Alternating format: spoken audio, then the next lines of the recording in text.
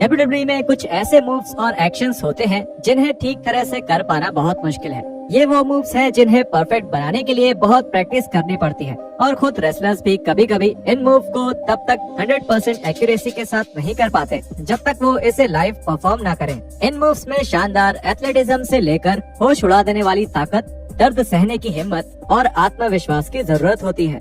जुड़े हमारे साथ और देखें 10 once in a lifetime WWE moves that will never be replicated।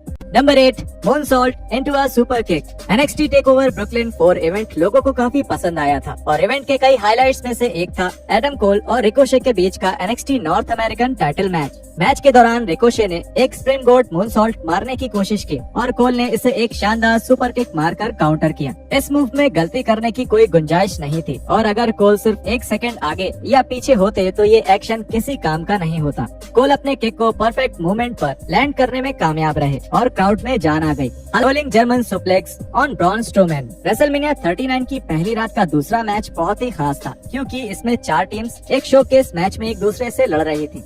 हालांकि दाव पर कुछ नहीं था, लेकिन 8 कॉम्पिटिटर्स अपनी छाप छोड़ना चाहते थे और 8 रेसलर्स ने इस मैच को शानदार बनाने की हर मुमकिन कोशिश की। मैच के एक एक्शन ने क्राउड में जान भर दी, जिसमें चैट गेबल को उनसे कई गुना बड़े ब्रॉन स्ट्रोमैन पर एक रोलिंग जर्मन सुप्लेक्स परफॉर्म करते देखा गया। इसको पूरे रेसलमेनिया वीकेंड में सबसे ज्यादा तालियां मिली और ये साफ इशारा था कि गेबल WWE रोस्टर में सबसे छोटे कद के रेसलर्स में से एक होने के बावजूद भी बहुत चौंका देने वाली चीजें करने के काबिल। Sheamus lifts the big show onto his shoulders। ये कोई राज नहीं है कि WWE रेसलर्स दुनिया के कुछ सबसे ताकतवर एथलीट्स में से एक हैं। ताकत दिखाने के लिए उन्हें सिर्फ बहुत ज्यादा पावर की ही नहीं बल्कि उसके साथ साथ एक दूसरे की मदद और भरोसे की जरूरत होती है। 2013 में हमें ऐसा ही कुछ देखने को मिला था जब रॉ के एक मैच के दौरान शेमस ने बिग शो को अपने कंधों पर उठा लिया था।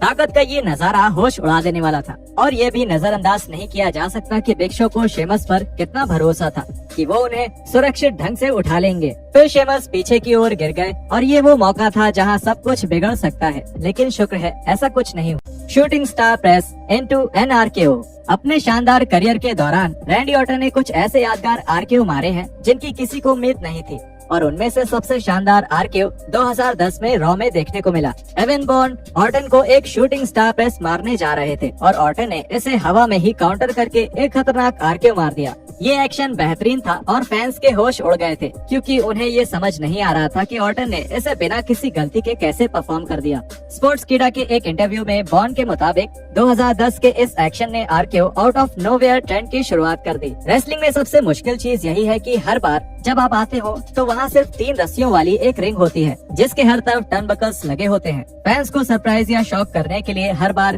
कुछ नया करना बहुत मुश्किल है, तो मैं आपको इसके पीछे की सोच नहीं समझा सकता क्योंकि मेरे लिए इसमें 1000 पलों की मेहनत एक पल में समाई होती है। शायद कभी नहाते वक्त या गाड़ी चलाते वक्त ये आइडिया दिमाग में आता है और कभी कभी आपके रिंग में जाने से कुछ पल पहले। मुझे खुशी है कि मुझे रैंडी ऑर्टन के साथ ये मूव करने का मौका मिला क्योंकि हमने आउट ऑफ नोवेयर नाम का सेंसेशन शुरू किया और लोगों को ये बहुत पसंद आता है। Moonsault into a tombstone. WrestleMania 25 में WWE के इतिहास के सबसे पसंदीदा मैचेस में से एक देखने मिला जब अंडरटेकर ने शॉन माइकल्स का सामना किया। मैच में ऐसे कई एक्शन थे जिन्होंने स्टोरी लाइन को और ऊंचा उठा दिया, लेकिन जब इस मैच के शानदार होने के पीछे के कारणों पर बात होती है तो अक्सर इस मैच के आखिरी हिस्से में हुआ एक्शन ही दिमाग में आता है। इस क्लासिक मैच को खत्म करने के लिए HBK ने एक मूनसॉल्ट मारने की कोशिश की और उसी वक्त डेडमैन ने HBK को हवा में ही पकड़कर एक खतरनाक टूम्बस्टोन पाइल ड्राइवर मार दिया। ये मूव बहुत ही ज्यादा गलत हो सकती थी क्योंकि इसमें टाइमिंग का सही होना बहुत जरूरी था और डेडमैन को अपने सबसे बड़े दुश्मनों में से एक को सुरक्षित ढंग से पकड़ने के लिए एकदम सही जगह